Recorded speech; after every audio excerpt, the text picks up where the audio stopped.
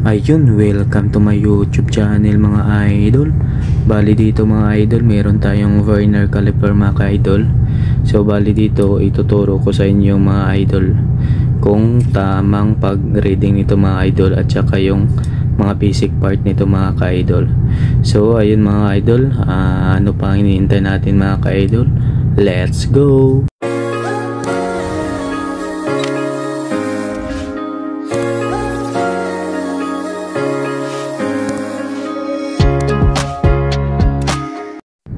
So ito na nga mga ka-idol, bali tuturo ko na sa inyo yung basic part nito ng Werner caliper natin mga ka-idol at saka yung tamang pag-reading nito at pagkuha or yung pagbasa ng ating Werner caliper mga ka-idol. So bali dito muna tayo mga ka-idol sa basic parts ng ating Werner caliper. So dito tinuturo ko mga ka-idol ito. Yan, 0 hanggang may number yan, 1, 2, 3 hanggang 15. So bali yan ang tinatawag na dito, ang part na to is main scale. Yan, main scale to mga ka-idol. Tapos dito naman mga ka-idol, next basic part tayo mga ka-idol dito sa taas.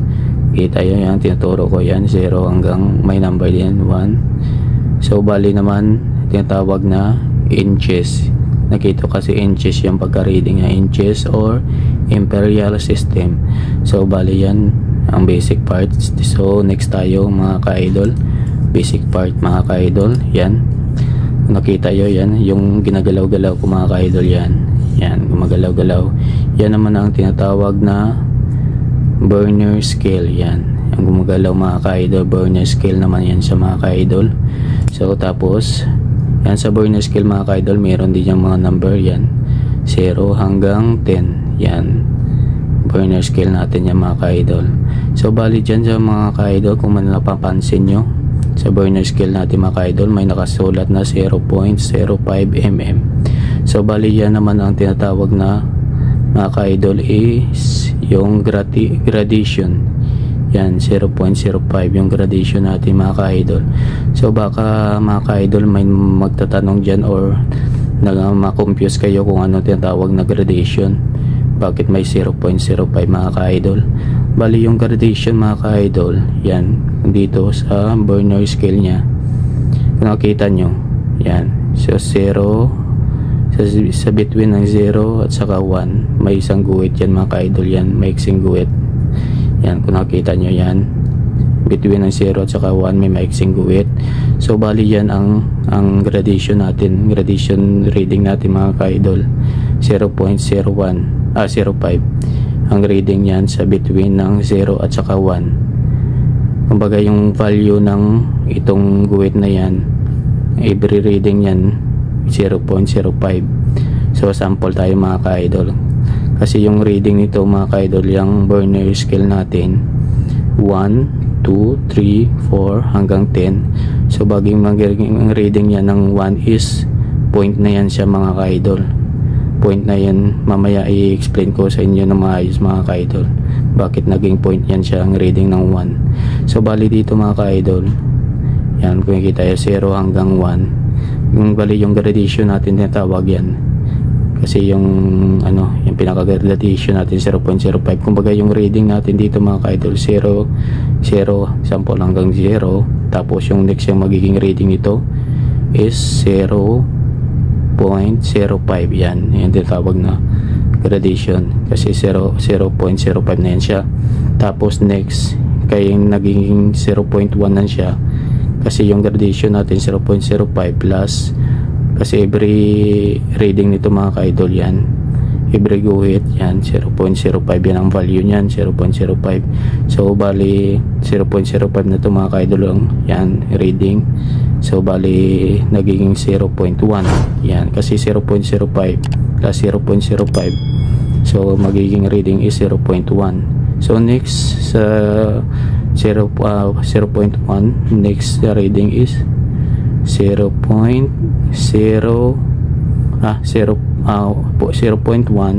bali 0.1 plus 0.05. So magiging reading yan is, dito ng reading nya is 0.15. Yan, kasi 0.1 plus 0.05 na gradation. Yan, i-plus mo yan, kaya ang reading niya is 0.15. Gets mga ka-idol? Sana na naintindihan na maigi. So kasi ang gradation niya is 0.05, so kaya ang reading niya is 0.1 plus 0.05, bali naging 1.5, 0.15. Yan, 0.15 or 0.15 or 0.15. Yan, so bali magbigay din tayo ng next sample mga ka-idol sa gradation. Tulad dito mga ka-idol, sample dito yung gradation niya ni mga ka-idol. So 0 hanggang 1, hanggang 1, tama. So bali yung gradation nito mga ka-idol sa between na 0 at saka 1, yan tinatawag dito yung bali ito sample. Kasi dito yung reading dito sa basic part ng basic reading dito sa main scale, isang guhit is 1 mm, 1 mm, 2 mm, 3 mm, 4 mm, 5 mm. So kumbaga yung isang guhit nito mga ka-idol 1 mm, kumbaga yung gradation nito mga ka-idol is 1 mm. Yan ang gradation nito between 0 at saka 1. Bali yung every reading nito, yan din tawag na gradation din. Yan, kumbaga yung gradation nito is 1 mm. So kumbaga dito naman mga ka-idol, dito sa pinaka Borner scale niya is 0.05. Yan, kaya yung mas mababa itong reading mga ka-idol, kumbaga ito yung ang pinaka pinaka maximum reading niya na ma-reading ng ating Borner caliper mga ka-idol. Kumbaga yung magiging point niya, ito yung maximum kaya yang i-reading 0.05. So sana mga ka-idol na gets mga ka-idol. So bali ayun mga ka-idol, bali magbibigay tayo ng example sa pagre-reading nito para meron tayong may example tayo sa inyo mga ka-idol. So bali dito i-move ko lang yung natin, yung Borner scale, para meron tayong ituturo ng sample mga ka-idol. So ayun mga ka-idol, so dito tayo sa first sample natin mga ka-idol. Yan, so ayun, so dito mga ka-idol, kung napapansin nyo, yan iyan ako lang muna para talagang klaro. Yan, so ayun mga ka-idol, bali dito tayo sa first example tayo mga ka-idol. Yan, kita dyan. So bali dito mga ka-idol, mag-uumpisa tayo ng reading. So bali yung mag-uumpisa tayo reading mga ka-idol, bali dito pala mga ka-idol, mag-focus tayo dito sa pinaka main scale nya. Yan, ito main scale. Yan, sa pinaka baba, yan main scale. Bali dito kasi sa taas baka malilito kayo mga ka-idol. Kumbaga yung inches yan. Kumbaga ito yung pinaka focus tayo dito mga ka-idol, kasi ito yung pinaka ginagamit lagi mga ka-idol sa main scale niya, yung dito tayo sa mm. Kasi yung reading nito mga ka-idol, ituturo pa lang muna mga ka-idol, hindi ko pa naturo kanina. Bali ito yung pinaka reading, pinaka guhit, isang guhit niya mga ka-idol, equivalent yan ng 1 mm. Yan, 1 mm yan, 0 diba, 0. Tapos next ang guhit yan 1 mm, equivalent yan 1 mm, 2 mm, 3 mm, 4 mm, 5 mm, 6 mm, 7 mm, 8 mm, 9 mm, 10. Bali 10 mm yan, 0 hanggang dito. So 1 is 10 mm, 10 mm, so on and so on. Yan, 11 yan. So bali dito tayo reading tayo mga ka-idol. So dito bali i-reading natin ito mga ka-idol. So bali ito 11, so 10 na to dito sa 110. So 11, 12 mm, 13 mm, 14 mm. So kung napapansin nyo mga ka-idol, dito sa pinaka 15 mm nya, yan, ang 0 tumapat sa pinaka 15 mm. Yan, 15. So yung pag-reading pala nito mga ka-idol, yung iba nalilito dyan mga ka-idol, kasi yung iba dito sila nagbabase mga ka-idol sa first digit nila. Ito yung nagiging first reading nila sa first digit. Yan, dito dulo nito. nakita nyo dito sila nagbabase sa dulo. Yan. So yung tamang pag-reading ito mga ka-idol, ito dito dapat sa kung ano nakatapat sa 0, sa guhit na 0 na yan, kung ano ang tinapatan sa main scale nya, yan ang magiging first digit natin mga ka-idol.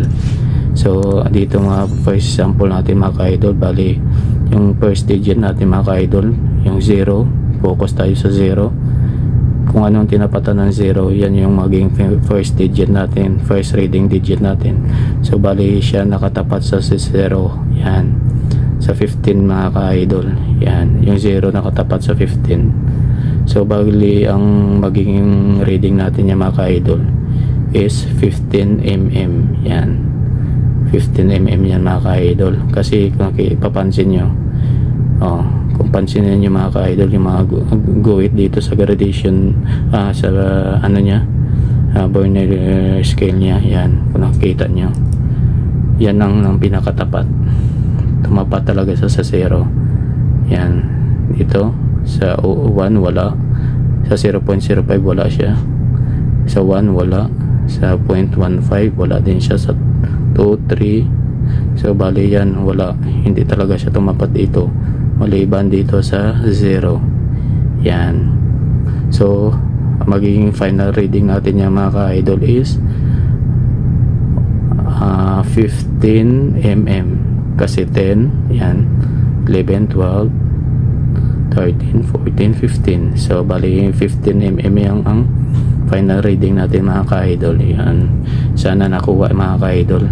So bali next ano tayo, sa next sample tayo mga ka-idol, dito, para at least meron tayong ano. So magbibigay tayo ng next sample para at least makukuha yung makuha nyo mga ka-idol tamang ano sample ng ibang reading, tamang reading. So ito mga ka-idol, so ito mga ka-idol, kung nakita nyo medyo blurred, yan, iusog muna natin mga ka-idol. So pasensya na kay medyo ano yung ano natin, camera natin mga ka-idol. Yan, so ayan. So sa pangalawang example tayo mga ka-idol. So ito mga ka-idol, bali magbilang tayo ulit dito sa main scale nya. Mag-umpisa tayo sa main scale. So ayan, kung nakita nyo, so dito tayo sa 10 mm na mga ka-idol, mag-umpisa. So 10 mm, 11 mm, 12 mm, 13 mm, 14 mm, 15 mm, so 16 mm. Yan, sa 16 mm mga ka-idol, kung napansin nyo, yan, dito din tayo focus sa pinaka Borner, tawag yan sa Borner scale nya. So kung ano natapatan ng 0, kung napapansin nyo, pagtapat ng 16 medyo hindi siya tapat talaga sa 16. So yan ang next ano natin, challenge natin kung paano ang tamang reading yan. So bali sa 16 di siya tumapat yung pinaka 0. So bali yung first digit natin mga ka-idol, first reading digit natin, kung ano yung tinapatan ng 0 o kumbaga nilampasan, yun magiging first digit reading natin.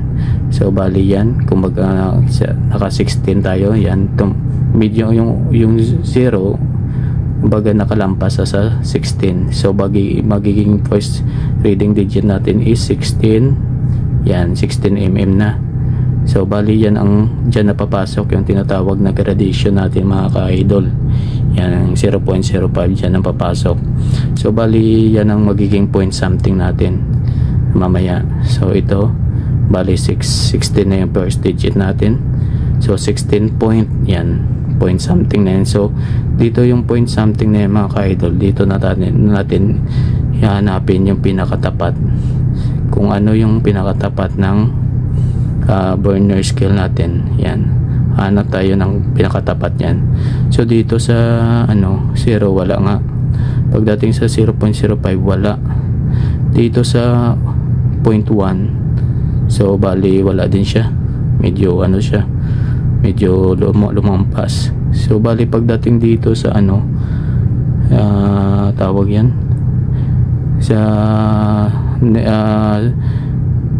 sa between sa 1 and 2 medyo alanganin din siya, medyo lumampas. Pagdating dito sa 2, medyo lumampas din siya mga ka-idol.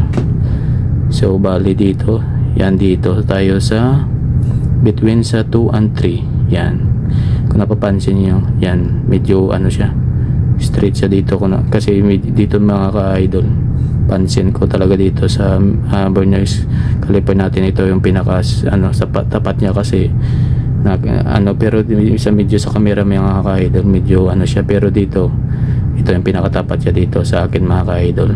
So bali yan, so bali itong pinakatapat niya mga ka-idol, di ba? Yan, so bali magiging reading niya mga ka-idol, bali 16 ang pinaka-first reading digit natin, 16 point. Tapos kasi lumampas yung yung dito tumapat sa between sa 2 and 3. So bali yung point yun na yan mga ka-idol, magiging point 2.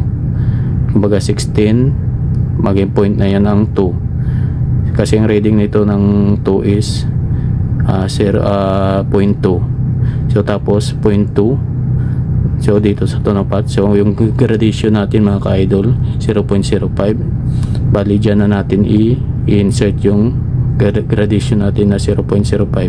So 0.2 plus 0.05, so 0.2 plus 0.05 is 0.25. So bali yung reading natin yan mga ka-idol, yan bali 0.05 yan, kasi 0.2 plus 0.05 equals 0.25. So ka-idol, sana nakuha mga ka-idol. Bali yung maging final reading natin mga ka-idol is ito, lumampas sa 16 yung 0. So 16 first reading digit natin 16 point, tapos dito tumapat sa 2, so 16.25. Yun ang pinaka final reading natin mga ka-idol, ang 0.25. Bali ang 16 plus 0.25 equals 16.25. yan, sana naintindihan mga ka-idol, sana klaro yung explanation natin. Bali yung final reading natin is 16, yan 16 yung nilampasan ng 0, yan dito sa main scale, yan first reading digit natin 16. Tapos ang tinapatan ng Berners scale natin between sa 2 and 3. So ang value, ang final reading dito sa main scale is 0.25, kasi yan ang pinaka natin, 0.2 plus 0.05. sana naintindihan. So kaya naging 0.25. So 16 plus 0.25 is 16.25. yun. So final reading natin yan mga ka-idol is 16.25. yeah. Sana nakuha mga ka-idol yung explanation natin mga ka-idol. So bali dito mga ka-idol, bali magbibigay tayo ng example. Sana kayo na sumagot dito mga ka-idol, para at least malalaman natin kung may natutunan tayo dito sa basic tutorial natin mga ka-idol. So bali dito, bali mag-move lang tayo yan. So bali yan mga ka-idol, tingnan nyo. So ano ang final reading dyan mga ka-idol, yan, bibigyan ko kayo ng kunting time para magbasa yan kung anong reading natin dyan mga ka-idol. Ayan, so ayan, ayan. So bali ayun mga ka-idol, bali re-reading na natin para kung tama yung magiging sagot yun din. So dito mga ka-idol, bali yan, may re-reading na natin. Magbilang na tayo dito sa pinaka main scale nya, yan, kung ano yung tinapatan ng 0, yan, sa kung ano tinapatan ng pinaka Berners scale natin. So dito tayo mag-umpisa dito reading sa main scale natin. So isang guhit, 1, 2mm, 3mm, 4mm, 5mm, 6mm, 7mm, 8mm, 9mm. So dito sa 9mm mga ka-idol, napansin nyo tumapat na yung 0. Yan, tapat na tapat yan mga ka-idol. So bali yan yung magiging final reading natin. Wala na tayong point something dyan mga ka-idol kasi tumapat na sa mismo sa 0. So ang final reading dyan mga ka-idol is 9 mm. So ayun mga ka-idol, sana tama din yung naging sagot yung mga ka-idol. So ayun lang mga ka-idol, yan na yung pinaka basic lang natin, basic tutorial sa tamang pag-reading ng ating Vernier caliper mga ka-idol. Sana mga ka-idol meron tayong may kunting natutunan mga ka-idol. Kung medyo naguluhan mga ka-idol, pwede yun naman mag-comment naman tayo dyan sa comment box mga ka-idol, para at least kung medyo naguluhan tayo mga ka-idol, masagot ko sa inyo mga ka-idol. So at least siguro medyo na-explain ko ng medyo maliwanag din mga ka-idol. So ayun na mga ka-idol, salamat sa ating time sa panonood ng ating munting tutorial dito mga ka-idol. Sana kung nagustuhan nyo mga ka-idol, paki-like naman, subscribe, and paki-hit naman ang notification bell para magiging updated tayo sa gagawin pa natin mga basic tutorial mga ka-idol. So ayun na mga ka-idol, salamat ulit sa ating panonood. God bless mga ka-idol. Ging ging.